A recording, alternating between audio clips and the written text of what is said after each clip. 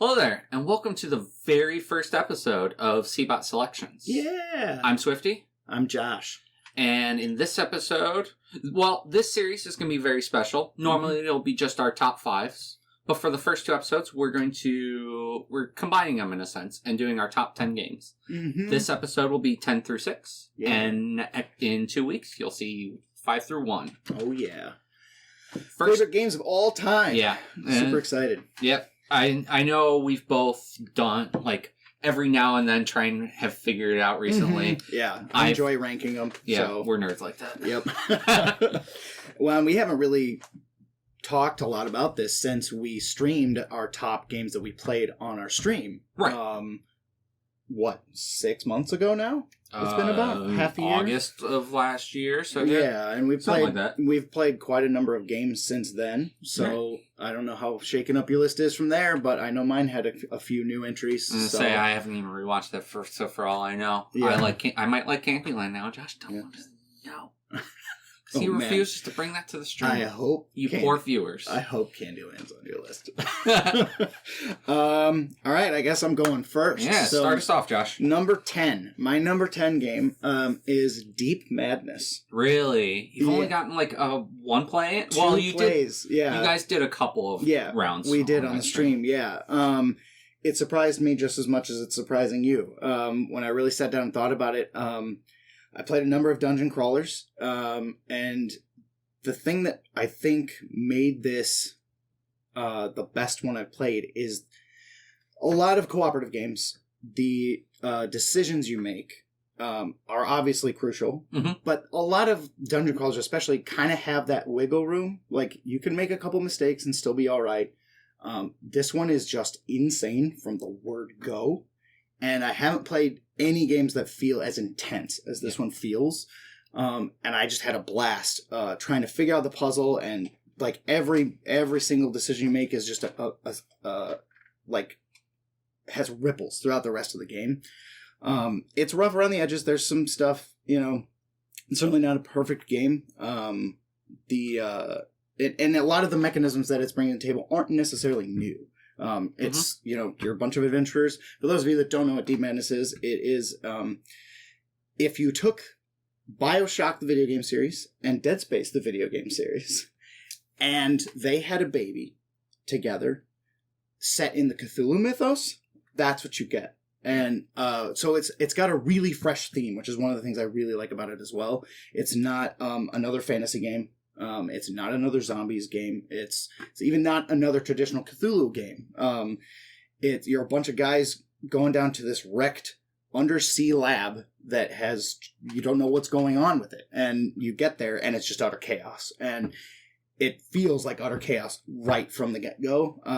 But it's got a lot of your typical mechanisms, which I started to say. So it's got everybody's just picking up items and cards throughout the game that are mitigating your dice rolls. It's got a pretty traditional dice combat system, which is not the best. There's dungeon crawlers like Gloomhaven and stuff that have a really refined, really good combat system.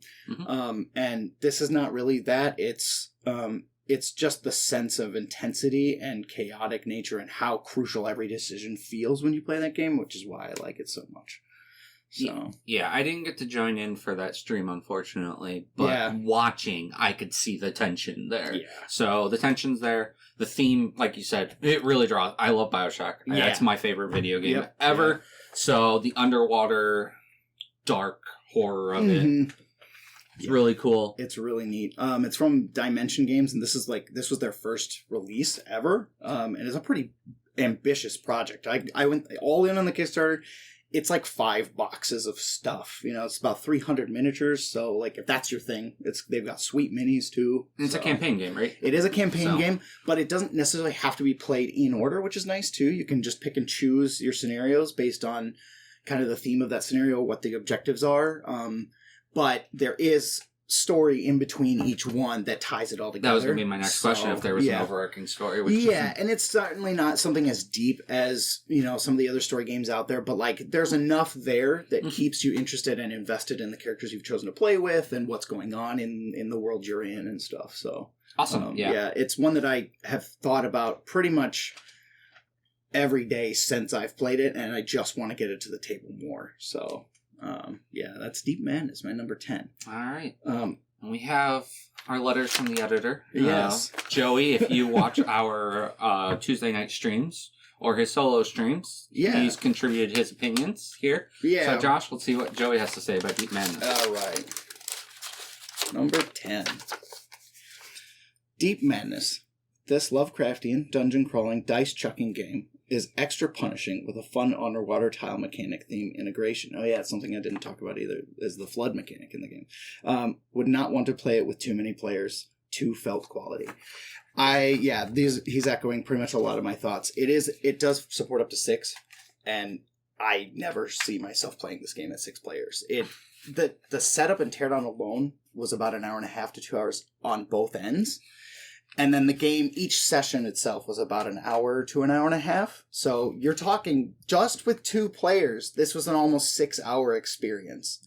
It's crazy. Yeah, it's insane. And then this game probably adds close to 30 to 40 minutes per player that you add. But I can play with 6 investigators with just 2 people. So not that I don't want to have fun with my friends, but there's no way I'm playing this with that many people ever. So that is a downside, which is why it keeps it lower on my list too. It's got a little bit of restrictions. But yeah, Joey's just echoing a lot of my thoughts here too. Awesome. So cool. What about you, Swift? All right, my number 10 is a game that proves that mechanics win out over component quality. Good mechanics can save a badly produced game, and it's one we've played a lot, is Terraforming Mars. All right, number 10. Huh? Yep. All right. Great engine builder. I feel like Prelude is a must-have expansion. It really kickstarts the game. Otherwise, the opening just on the base can be very slow to get going. Drafting is a must in that game. Yes. For the longest time, I was very sour on that game, just having not played it with the drafting variant, mm-hmm. which is wrong. I don't know why it's a variant. It should have been the base rule.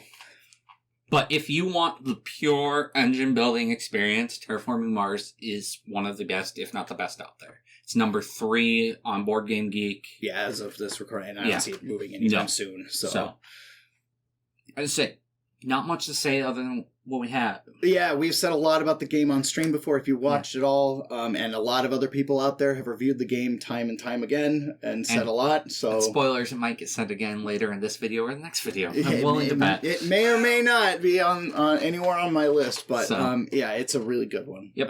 Certainly one that will continue to hit both our tables, I'm sure, for time to come. Yeah. So, all right, what does the editor have to say? The prime example of don't judge a book by its cover. This game's strengths lie in its legions of viable strategies. Component quality and drafting being a variant are its only non-deal breaking downsides. Yep. Yeah. Yep. Pretty much echoing our thoughts exactly. So exactly. And he mentioned the just wealth of strategies in the game. Oh, yeah. Every time I play, even though I'm seeing a lot of the same cards, I feel different every time I'm playing that game. Get them in different order. Your starting corporation plus the starting preludes you get can widely just put you in one direction or another, and in a direction you've never seen before in that game. Yep. And we've played it a bunch. Oh my gosh, yeah. Double digits, I'm sure, for both of us at this point. Oh yeah, and, easy. And every time still I play it, it feels new. Mm-hmm. So I agree. And we haven't played with Turmoil yet, so I'm excited to get that to the table too. So, all right. Number 9. My number 9 is a game that it's a fine theme. It's not one that I'm necessarily particularly attracted to, but I think works for the gameplay itself. It has a really peculiar, really fresh worker movement mechanism going on, and that is Yokohama. I don't think I can say enough about the variability in the setup in this game. Keeping this game fresh, because what's going on in the game is not anything you haven't seen in any other Euro. It's collecting resources. It's using your workers to go to a location, take an action or two there, gain some kind of rewards. A lot of that gets converted into victory points. You're fulfilling contracts, by collecting some stuff, turning in a tile for some points. But the way that happens by setting out all your little workers to create a network and having to plan around what your opponents are doing, because they can block you or make it very expensive for you to go somewhere. that's the puzzle. And that being changed by the board being split up into tiles that are not in the same configuration every time you play is different. That's what keeps this game so interesting, because it's a new puzzle every time, even though it's the same game. So, yeah. Yeah, I agree. That the networking is that network worker placement, determining how your guy moves is while yes, sort of things that are sort of like that in other games I've played, nothing quite like how Yokohama does it. Yeah. It was just, I just remember the first time playing just being really, like, I was like, okay, yeah, I've seen this before, like that. I get it. And then like the moment I started like doing it, I was like, oh man, like, okay, now I gotta solve it. And then we brought it out again, and I was like, I gotta solve this all over again. Yep. You know, like it is not even remotely the same. So, yeah, I really enjoy Yokohama a lot. So one of my favorite Euros. Yokohama is a great one. What does Joseph have to say?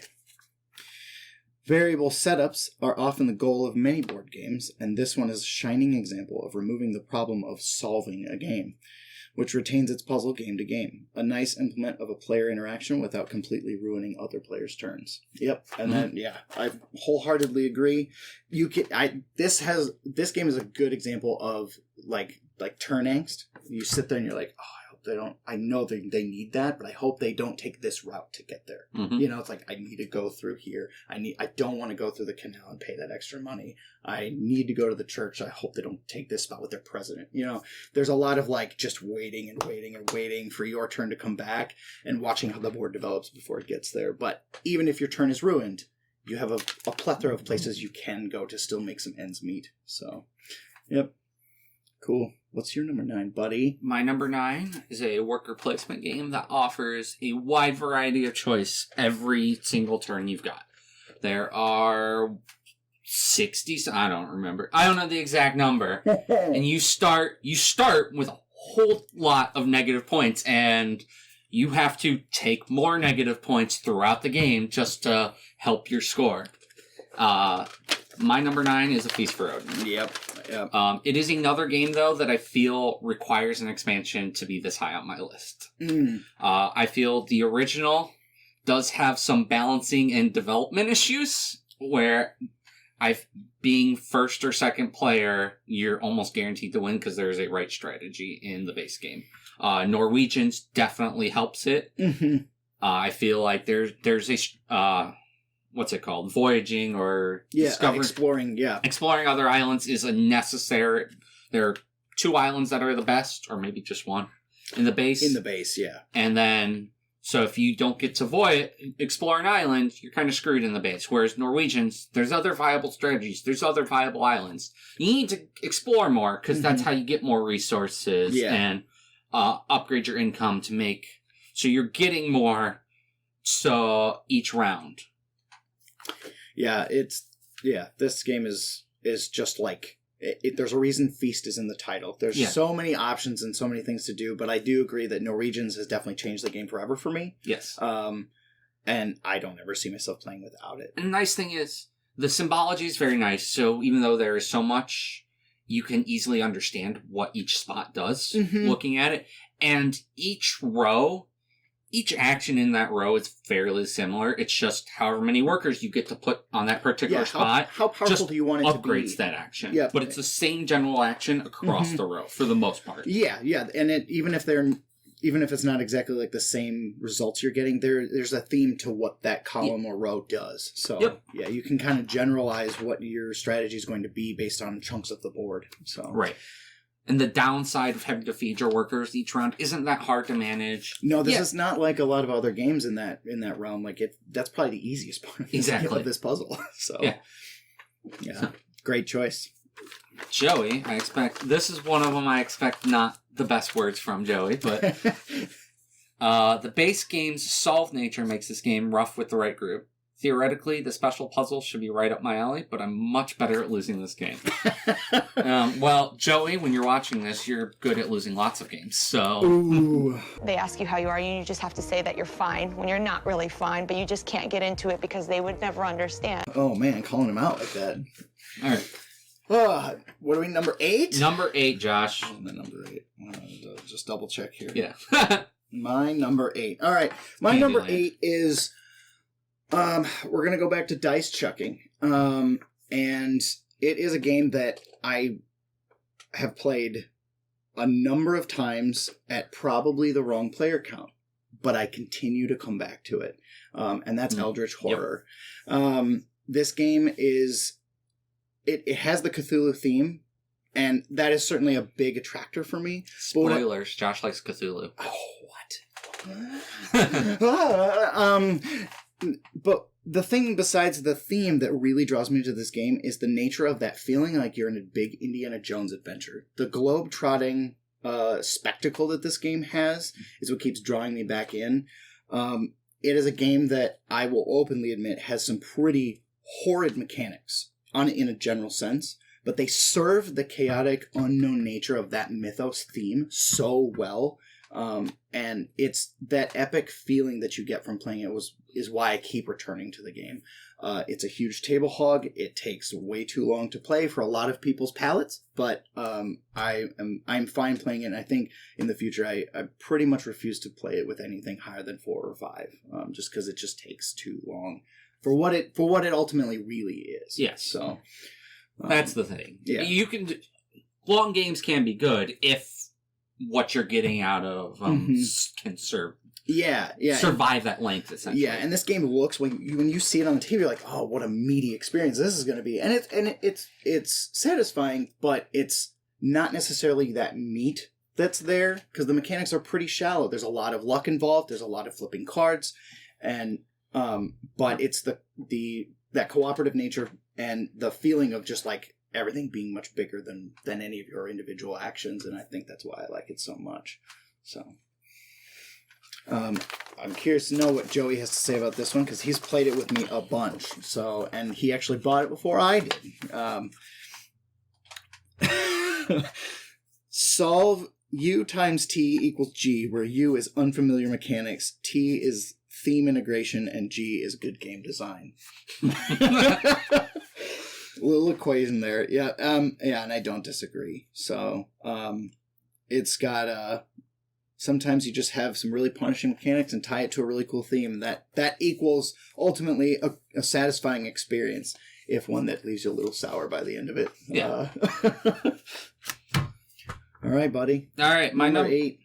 My number 8 is an economic game. It's got some tile laying with that requires a lot of spatial intelligence, just being able to figure out how certain things are going to fit together and plan ahead, seeing what's available to know what piece you need eventually, how it's going to fit. Are there other pieces that you can get with that to combine to build this network that's really going to bump up the oil that you're producing to make lots of money, because money is points at the end of the game, and this is going to be pipeline. Yeah. This is one I knew was going to be on your list. I've only played it the one time, and it wowed me. Yeah, I guess how many times I played depends on your definition. Does Joey likes to call my solo 4-player games 4 separate plays. So we can put it at like 14 or 15 plays, something like that. So you played this a lot in your own time. Yep, yeah. I've played it once with you. I've played it once with another group of people, and then I've played it solo a bunch because I really just like figuring out that puzzle. It's a really excellent puzzle. This one, I will spoil. This one did not make my list, but it's up there. I really, really enjoyed the pipe puzzle, especially mixed with the taking an action and getting that secondary one, but those not always being the pair that you want. Right. Well, and then can you afford to do that secondary one? It costs, yes, you can get 2 actions. In a game, you have very limited number of actions throughout. Yes. Yeah. Can you afford... What is it, like 18 or something? Something like that. Yeah. Can you afford the $10 to take the secondary action? Can you afford the money to run your machines? Because, placing your worker on your pipes to run your pipes is an action. Yes. You can buy machines to be able to do that automatically, but every time you run your machine, it costs you money. Yeah. Are you getting is it economically viable for you to run machines? Yeah, this one is such it's a brain burner, but in the best sense. Yeah. Like there's just so many things to suss out it from every spot that you're looking at. At Right. any given moment, you're like, well, all right, I need this amount of money to get that. I need oil, but in order to get oil, I need to like run my machines. In order to run my machines, I need the right pipe setup. In order to do that, I need to go here and get pipes. But the action that's tied with that is not something I can afford right now because I need money. And it's like, how do you connect all those? How are you selling your oil? Are you just selling it to the open market and doing there? Are you doing contracts? Are you doing a one-time thing? Yeah. There's so many ways for just something simple as you're just buying and selling oil back and forth. Right. That's all you're doing in this game. Yep. Yeah. Which, if you sold that, if that was your pitch to me, I'd be like, I'm good. No thanks. Why bother? But, that puzzle's insane. Yeah. Yeah. So, excellent pick. Yep. Excellent pick. And Joey in the past has said, well-designed game, but it's not for him. So I expect very similar here. Yep. The unmistakably tight game design burnt my brain like an oil well being assailed by a fiery pump jack. So I don't like it. Yep. No. Tight game design, like you said. Very. Yeah. Solid game design. This was the designer Ryan Courtney's first game. Yes. Yeah. That's insane that this is his first published game. I expect many more great things from that guy. I do too. So. Pipeline, my number 8. Sweet. Number 7. My number 7 is a game that is one of the very first games that came into the collection in my household, I will say, because this is not a game that I technically own. But we, my girlfriend and I, Abby, who's also been on the stream, were both insanely attracted to the look of the game. And then once we played it, just absolutely loved what was going on. It's very refined. It's just some simple card play, a little bit of push your luck, a little bit of set collection. This is Abyss. Oh, yeah. Yeah. This game, upon just like really reflecting on all the games that I really enjoy getting to the table and like what are my favorites, this one kept coming back and just rising every time I sat and compared games. I just love how streamlined this game is.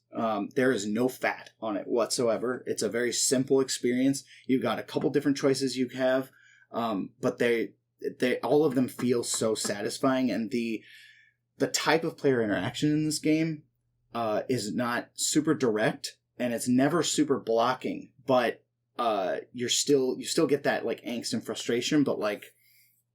You still feel like you can do meaningful things throughout the game, and the little economy with the pearls and stuff is great. Knowing how, like, do I want it? Do I want to spend that on this card that's really good for my set collection here that allows me to buy that one lord, or do I want to save it to be able to pay for a lord specifically with that pearl? Or there's just a lot of like little things that all come together that feel super streamlined, and on top of it, the theme is great and the art is gorgeous. So, yeah, this one just missed for me, but it's a very excellent choice. I love, like, even when it's not your turn, if they take the action where you're flipping cards and looking for stuff, you gotta pay attention. Do I want that? Is it gonna be? Yeah. It's like, all right, I hope to get a card on their turn. But if you pass on a card, they might just end up taking it and you don't get anything from it. So you can get extra stuff when it's not your turn, but are you going to push while they're pushing their luck, are you going to push your luck on that too? Exactly, yeah.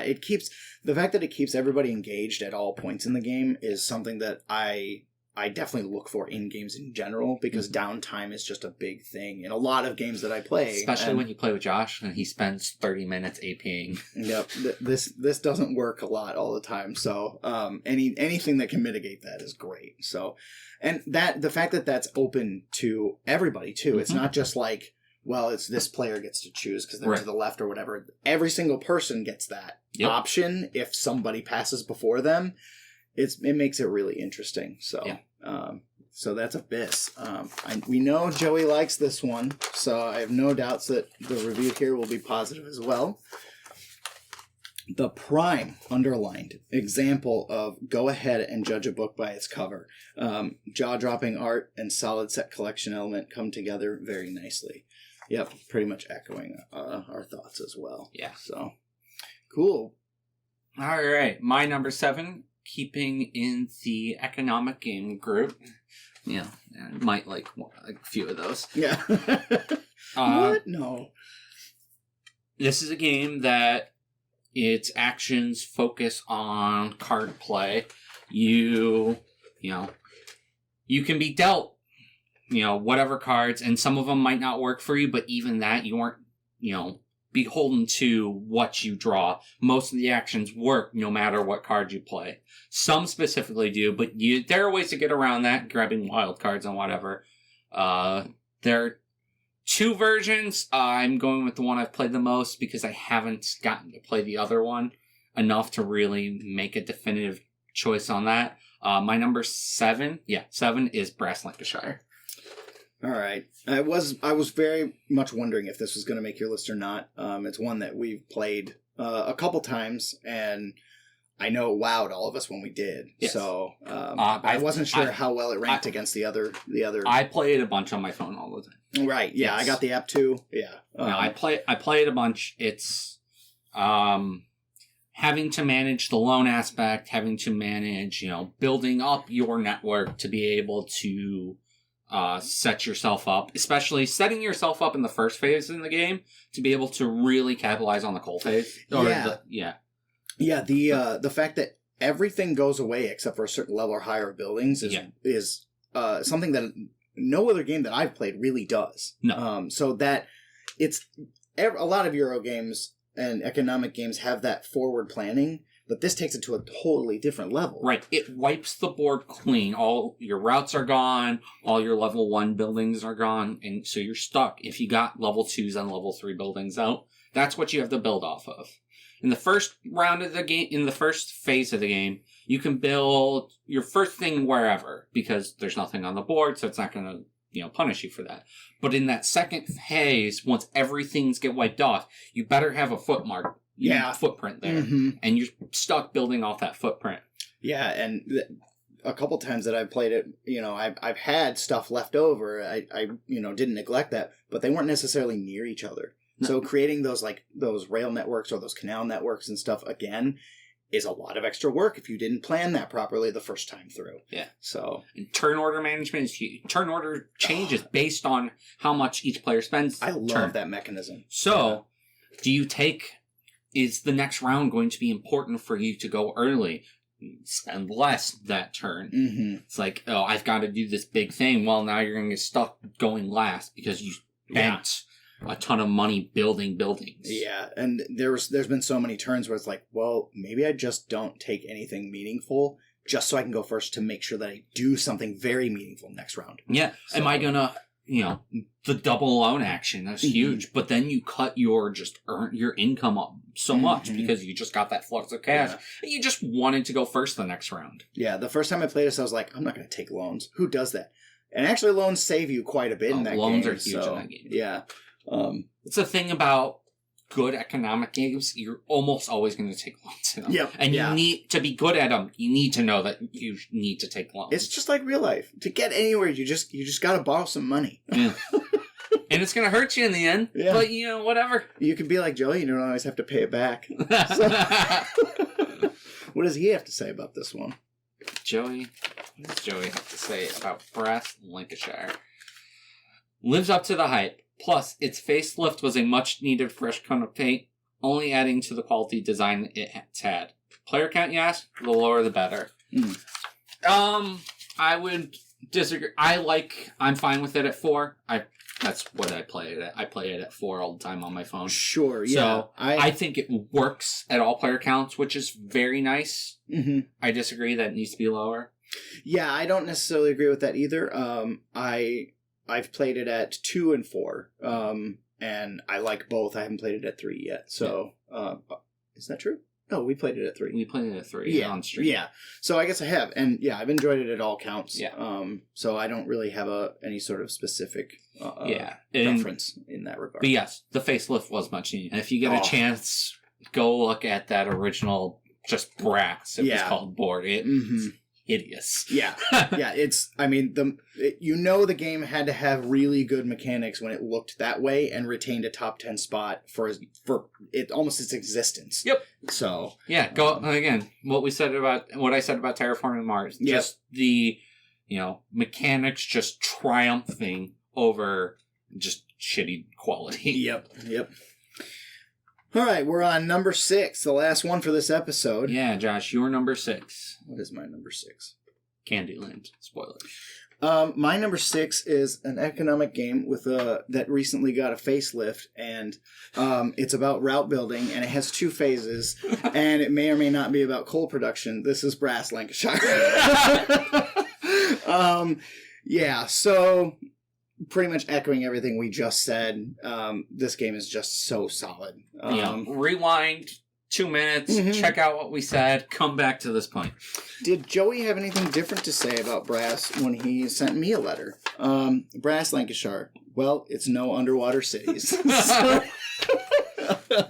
That it is not. When it comes to games that revolve around you discarding cards from your hands to do really important actions, this one trumps pretty much every other one I've ever played. Oh, yeah. So, like I said, they upgraded the wild card mechanic in Birmingham. I just haven't played Birmingham enough to know. Yeah. I like that better, but I haven't played Birmingham enough to know if I like the complete package better than Lancashire. I agree. I'm in the same boat. I've only played Birmingham the one time that we played together. Yep, me too. And I remember walking away from it. Well, I remember walking into Birmingham with a lot of talk on the internet and stuff about how it feels looser for players and less tight. And I remember walking away not feeling that at all. I felt like the addition of the beer mechanic made that game even more cutthroat. We all really poorly valued the beer. Yes, we did. Yeah. So, I think going in now, having that fresh perspective, it would be a very different experience. And I mean, the core Brass system is there, so I'm already there for that, and I love that. It's just whether or not those small additions make or break it being better than the original. But all right, so my final one, our final game of this episode, our very first episode, everyone. Thanks for getting through so far. Yeah. My number 6 is a game you first introduced me to. Ooh. It is a game has become a favorite of mine to play with family. It's a lot of fun. A lot of shouting comes from this game. And it has a very cool push your luck card mechanic. It's Broom Service. Yeah. I didn't know that this was going to be in your top 10. That's awesome. I love Broom Service. The theme is very whimsical. Yes. You get to move your witches around, gathering potions. It's simple. In the end, pick up and deliver. You want to get potions from one place to another, to different places.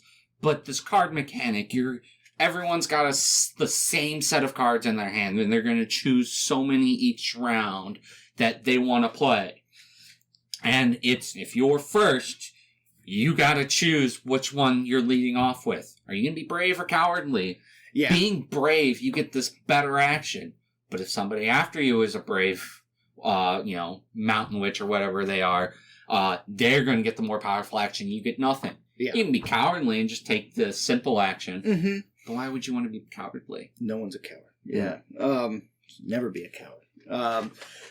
This game it blew me away the first time I played it. I don't even remember where I first heard about it. It was somewhere on the net, and it was kind of just like, it was pushed on by one person. I remember reading a comment somewhere like, oh, if you like this, like, push your luck, play Broom Service.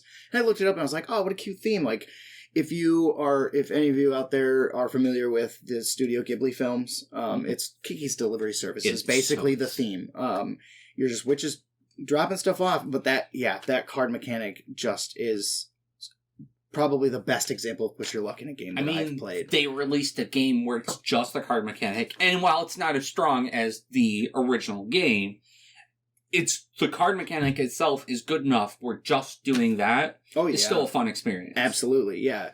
Yeah, because the deliver portion, like the board portion of Broom Service, while good, that's not what you're there for. No. the card mechanic is what makes this game so enjoyable. Yeah, I want to shout, I'm a brave prairie witch. Yeah, right. Yeah, and then right after I was like, nope, I'm the bravest prairie witch. Yeah. So yeah, and then there's events that come up each round, and one of my favorites forces the first player to be brave every round, so they don't have a choice. So you're just kind of struggling on like, oh god, I don't want to be first. Yeah, and even then, in normal rounds, you don't want to be first. So sometimes you choose to be cowardly because you don't want to be the first one to lead off. This is one of the very few games that I've ever played where I actively never want to go first. Right. You know, and which is such a fresh thing to have in a game, and the tension in this game is just unparalleled. So yeah, super fun. What does the editor have to say about this last pick? Broom Service, the best push your luck game I've played. It's important to note that I'm the bravest witch. And he certainly is. Yeah. Putting up with us all the time. Yeah. That requires being pretty brave. Cool. Well, we went through from 10 to 6. Thanks for sticking with us. Did you have an honorable mention? What was the one that just didn't make the cut? The one that just didn't make the cut was On Mars for me. Okay. Yeah. All right. So, wonderful new Vital Lacerda game. It's a lot of fun. Cool little mechanism between being on planet and off planet. Yeah. It's a big brain burner for me. Mm-hmm. Yeah, I had a lot of trouble with that one the first time we played. But I hope to play it again soon because now that I've got that figured out, I'm ready. So, all right. What was your just missed the cut? So this one was a big surprise to me, and I'm sure it's going to be a surprise to you as well. But it was Escape the Dark Castle. Little simple, like quite literally, open the box, shuffle a deck, grab 2 dice, and go. Little story game, cooperative. You can play solo. It goes up to 4. Nothing new here whatsoever, but the art, the theme, and just the little bit of like comparing some dice results against each enemy you have to face and make it through that deck to fight. It's such a fun, very self-contained, doesn't overstay its welcome package. And I just had such a blast when Joey and I played it on stream. And it's another one of those like Deep Madness where I kind of just think about it a little bit every day. I've had a tab open on my phone since we've played it with all the expansions. Someday I'm going to just buy it all. So yeah, it's a really great one. And I think like I had a lot of fun playing it with Joey or with another person, but this is one I'll probably just solo quite a bit in my off time. So because I can just spend 15-20 minutes to fill some time and kill it with a great theme. So awesome. Yeah. That's our 10 through 6. Yeah, awesome. Thanks for everybody for stopping in for our first episode of CBOT Selections. Yeah. Tune in 2 weeks. You'll see our picked 5 through 1. Mm-hmm. And tell us in the comments, what are some of your favorite games? We'd love to hear. I would love to discuss that with you because these are not definitively the best. No. So, thank you everybody, and we'll see you next time. Bye-bye. Have fun.